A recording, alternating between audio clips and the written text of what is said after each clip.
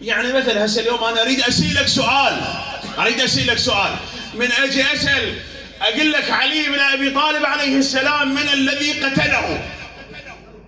منو قتل علي بن ابي طالب عليه السلام؟ شو تقول لي؟ من يجاوبني؟ يلا شباب شاركونا. انتوا ما تجاوبون ايش فيكم؟ يعني تعرفون ابن ملجم مو لولا؟ زين، من اجي او اقول لك من الذي قتل الحسين عليه السلام وآل بيته، راح شو تقول لي؟ جاوبني، شاركني يا ها؟ خوش، يعني تعرفون. زين، خلينا نجي للزهراء سلام الله عليها.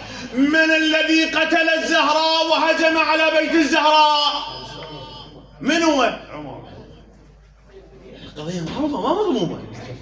من تجي المخالفة تقول لي انه ماتت بمرض، هاي مشكلة. زين، انت بكتبهم منطيتك المصدر بالطبري الجزء الاول الصفحة 152 يقول 3 وددت لم افعلهم. اولا الهجوم على دار فاطمة. زين، من اجل مصيبة الزهراء شو اسولف لك؟ شو اقول لك؟ اقول لك فاطمة الزهراء نتلت واندعمت. شو اقول لك مثلا؟ لا، هجموا على دار فاطمة وحرقوا دار فاطمة وعصروها بين الحائط والباب بما يسمون الصحابة وأضرموا النار في دارها.